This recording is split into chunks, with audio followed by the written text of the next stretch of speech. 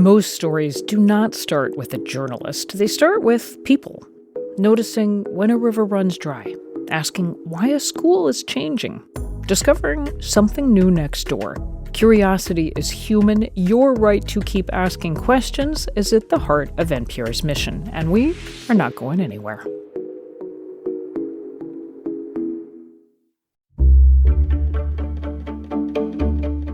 Good morning, I'm Lawrence K. Jackson. It's Wednesday, July 15th. We'll tell you how a bill that's being considered would help to protect facilitators of gender-affirming care and abortions. More on that next, but first, the headlines.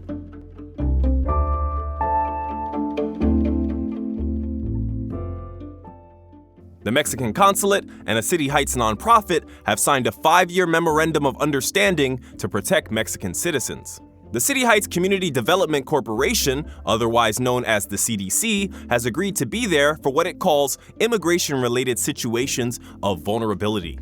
A statement says that both groups will work together and show how recent events and policies have impacted the Mexican community. City Heights leaders say that 1/3 of their residents are foreign-born, with more than half identifying as Hispanic. The agreement's overall goal is to strengthen support for Mexican nationals regardless of immigration status. Rebates for first-time electric vehicle buyers are back on. On Monday, Governor Gavin Newsom signed SB 168 into law. It states that if you spend $50,000 on a new EV, you'll receive a $3,500 rebate. And if you spend $25,000 on a new EV, you will receive a rebate of $1,750. Reuters says legislation signed last year by President Trump ended federal EV tax credits, resulting in an immediate reduction in U.S. sales. The International Energy Agency says that EVs accounted for roughly 20% of all new vehicles purchased in California last year.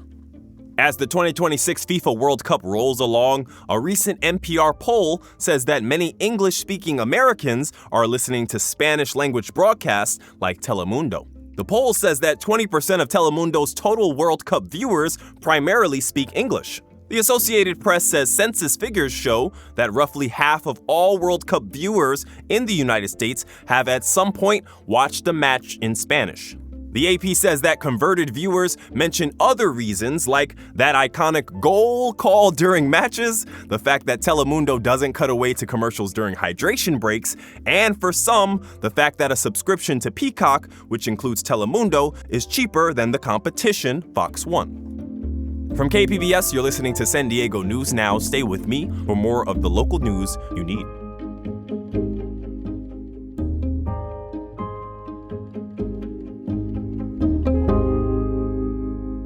Watch programs on your schedule with the KPBS Plus streaming service. See new episodes of Nature and Nova, latest news from PBS NewsHour and KPBS Evening Edition, local shows like Ken Kramer's About San Diego. Learn more at kpbs.org/KPBS Plus.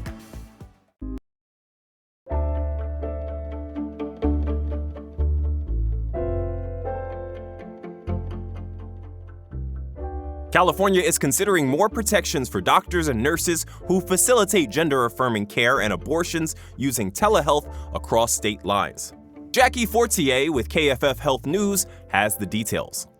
When Louisiana asked California to send them a doctor accused of breaking that state's law by mailing abortion pills to a Louisiana resident, Governor Gavin Newsom refused. Now, Democratic lawmakers in Sacramento want to make sure future governors have to do the same. The bill would require the California governor to deny extradition requests involving reproductive or gender-affirming care.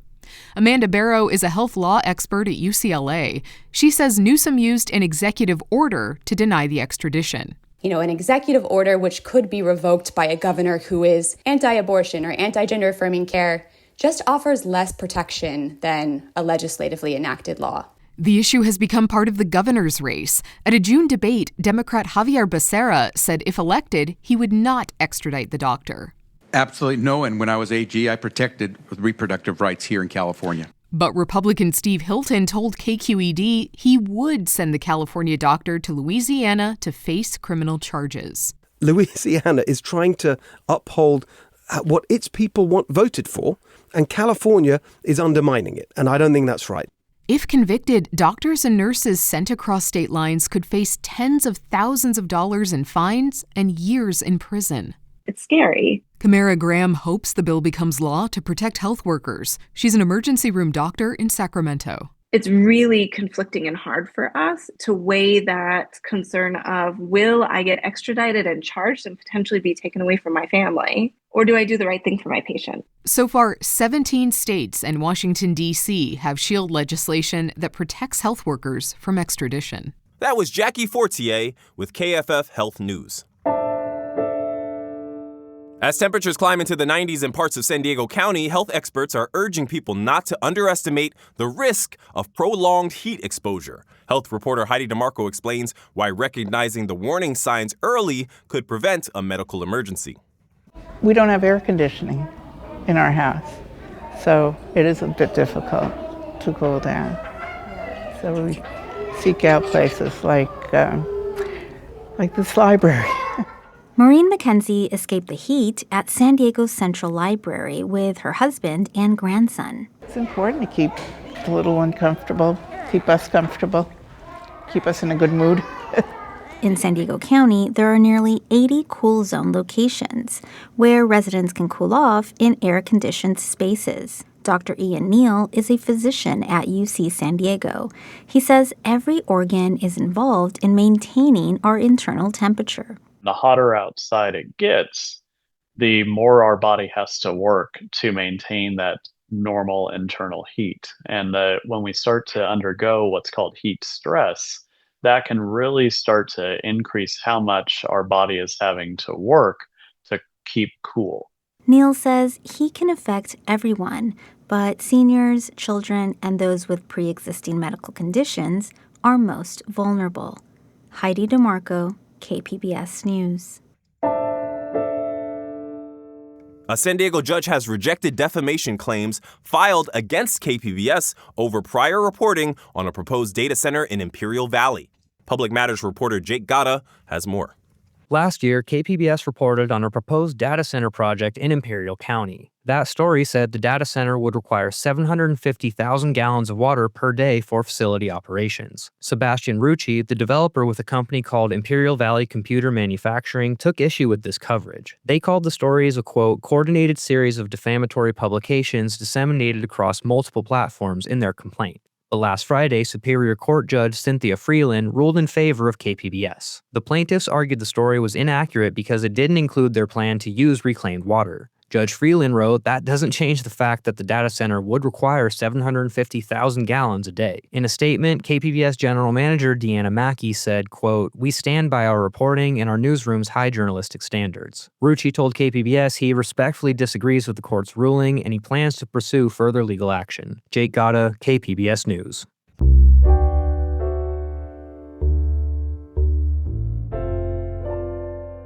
Most of us don't think about the cost of dying until we're forced to.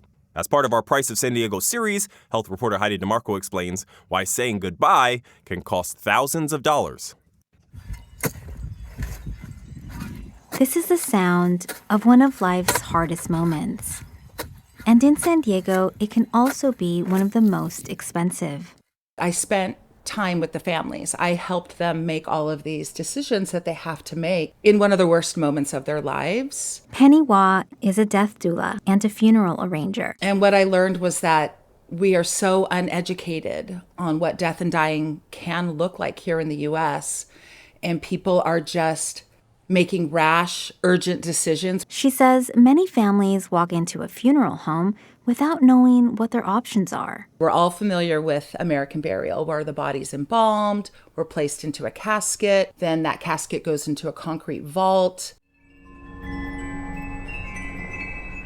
A traditional burial remains an important choice for many families, especially the older generation. Iris Wise is a family service advisor at Singing Hills Memorial Park. It's a cemetery in El Cajon. A traditional in-ground casket for a single person, that's closer to about $12,000 to $13,000. So where does that money go? Wise says families aren't just paying for cemetery space. They're paying for the land, the labor, the burial vault, and ongoing care. Those costs rarely go down. The Cost of any kind of burial will go up every single year, regardless of inflation or not. Getting a body prepared at a funeral home is another cost. Nationally, the average price of a traditional funeral is about $8,300.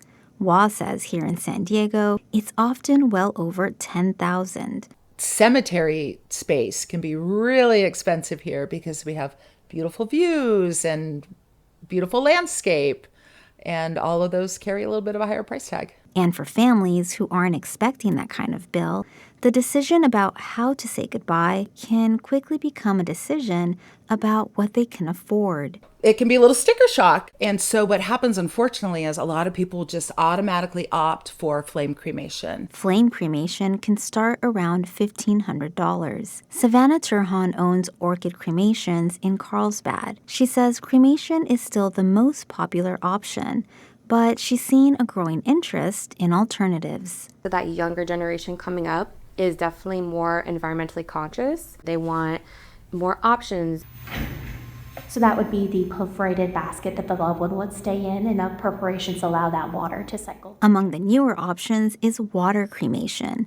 It can cost around $3,800. It's more than flame cremation, but providers say part of that cost comes from how the process works. Water cremation is an all-electric process. The cost of electricity itself has definitely gone up, and it has been significant for us. Kayla Flores runs White Rose Aqua Cremation in Escondido. It's basically returning your body to its natural state, which is amino acids, peptides, sugars, protein, and water. Then there's burial at sea.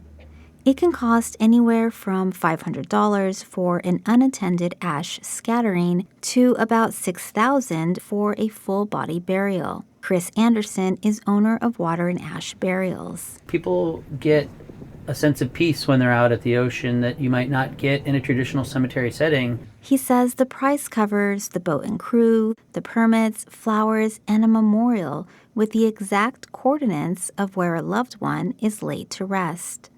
Do you want me to just put it right here? Yeah, okay.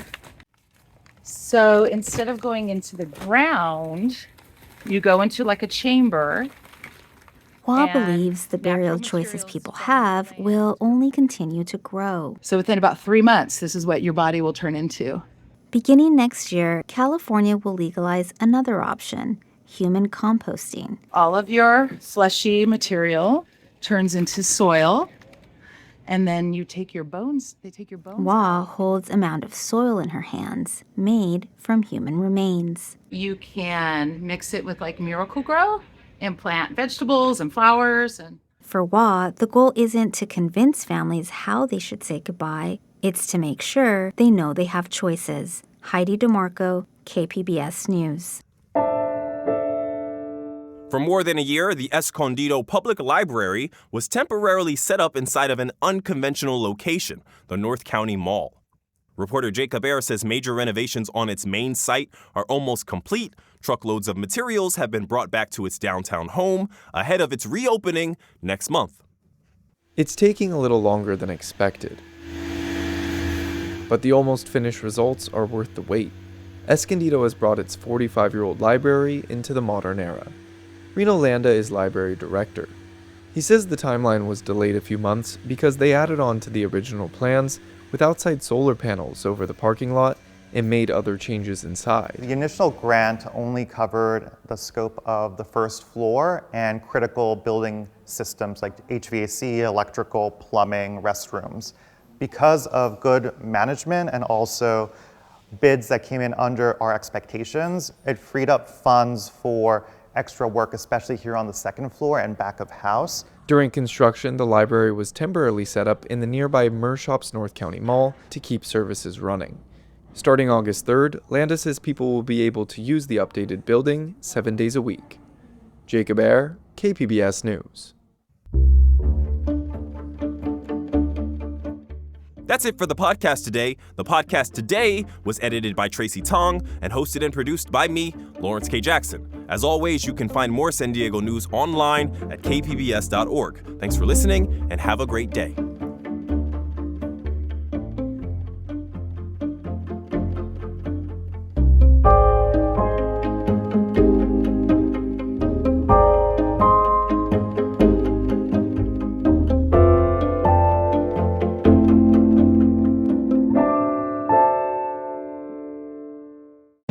At 10 o'clock, they're happy. How is she dead 2 hours later? When a San Diego police officer is found dead in her home, who investigates? Follow One of Their Own, a new podcast from KPBS, wherever you listen.